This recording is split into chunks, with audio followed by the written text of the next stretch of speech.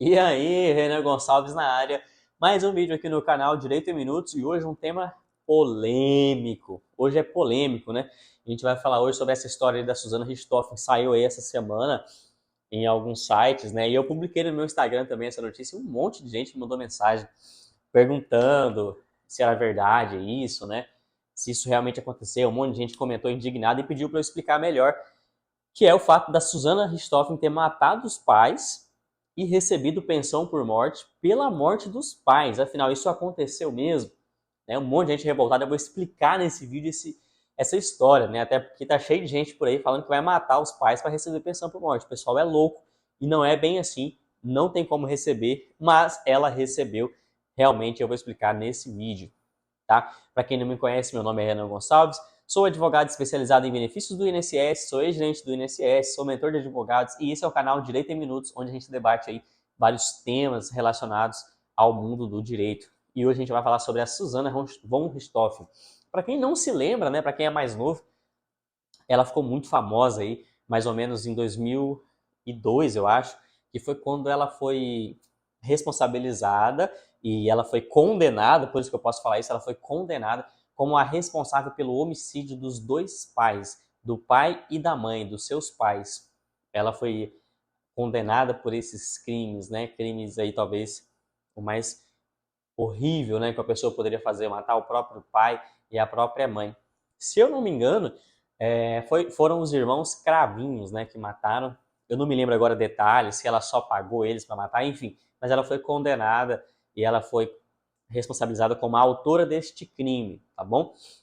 E aí, ela deu entrada na pensão por morte do INSS e ela recebeu, cara, ela recebeu pensão por morte do INSS durante aí mais de 2 anos. Ela recebeu uns 27 mil reais da pensão da mãe, uns 17 mil da pensão do pai, uma coisa assim. Em resumo, ela recebeu quase 50 mil de pensão por morte, morte esta que ela causou. Então, assim, é uma história cabulosa, né? Um monte de gente comentou que o Brasil é uma vergonha e tal. Realmente o Brasil é uma vergonha, o Brasil é uma piada mesmo, né? A gente vê aí pelos representantes que a gente tem no governo, principalmente no governo federal. Não precisa falar muita coisa. Mas, é, esse fato especificamente, eu vou explicar o que aconteceu. É que ela deu entrada no INSS, e claro, o servidor do INSS muitas vezes não sabe nem quem é a pessoa, né? Às vezes foi um advogado que deu entrada para ela, e às vezes o servidor não sabe quem é. O servidor não tem como pesquisar se a pessoa foi condenada ou não foi. Além disso, ela deu entrada nesse benefício antes de ser condenada. Então, o servidor do INSS, ele realmente tinha que conceder. O servidor do INSS não pode deixar de conceder porque ela era investigada, enfim. E na época ela não tinha sido condenada ainda. Aí você pode perguntar, tudo bem, doutor, mas então não é só depois cortar o benefício? Porque ela recebeu até os 21 anos de idade, que é a idade máxima permitida para o filho receber a pensão do pai. Não é só cortar o benefício? Veja bem, nesse caso, tem algumas peculiaridades. Por quê? Porque naquela época, em 2002, ela recebeu de 2002 a 2004. Naquela época, a lei previdenciária, que é a Lei 8.213, não previa essa hipótese, né? Como se fosse uma hipótese assim das pessoas que não têm direito à pensão por morte, quando o beneficiário, o dependente, for condenado por homicídio do segurado que faleceu e gerou a pensão por morte. Na época não tinha esse dispositivo na lei. Hoje tem. Hoje tem. Hoje, se a pessoa for culpada, né, for condenada por homicídio e aí ela for receber a pensão por morte, ele não tem direito. Ele é excluído dos dependentes ali para fins de receber a pensão por morte. Isso pode ser o filho que mata o pai, pode ser a esposa que mata o marido que mata a esposa. Ele não tem direito a receber a pensão por morte. Óbvio, né? Não precisa nem falar nada. Só que na época não tinha essa lei. Eles colocaram isso na lei em 2019. O ministro da Previdência na época, se eu não me engano, até o Garibaldi era o ministro, eu acho. Ele mandou uma proposta para o Congresso, isso foi discutido em 2019, isso passou a constar na lei. E aí, hoje sim, se você cometer um homicídio, você não recebe a pensão por morte em razão disso, né? Óbvio, né? Mas na época não tinha esse negócio na lei. Então o que acontece? O INSS notificou ela agora para ela pagar e devolver essas pensões, né, que ela recebeu, vai dar cerca de 50 mil reais. Só que se ela não devolver, a gente vai estar acompanhando isso e informando você que é inscrito aqui no canal. Se ela não devolver essa pensão, o INSS vai ter que entrar com ação judicial na justiça para cobrar esses valores E eu não sei se o INSS vai ganhar, não, viu?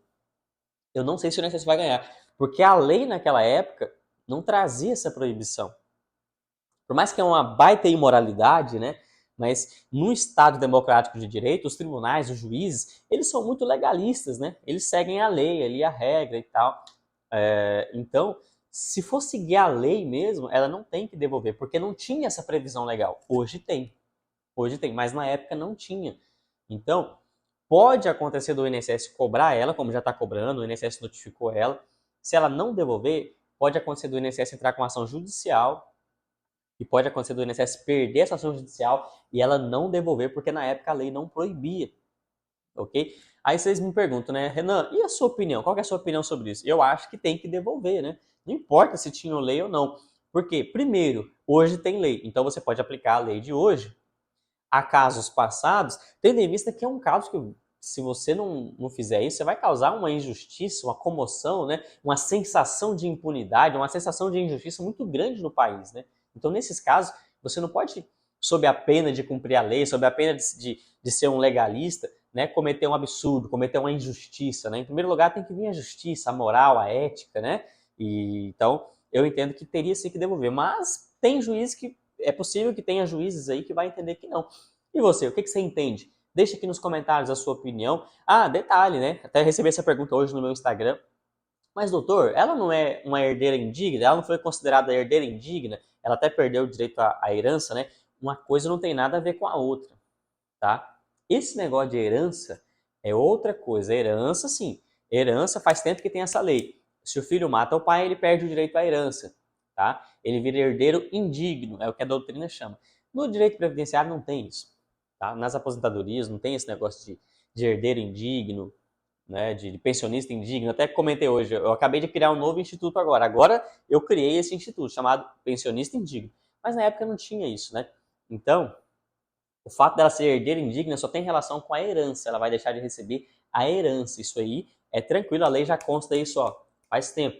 Agora, a pensão não, só de 2019 para frente que isso passou a constar. Hoje é muito claro, se você for considerado culpado aí pela morte do seu pai, da sua mãe, ou da sua esposa, ou do seu marido, você não recebe a pensão por morte.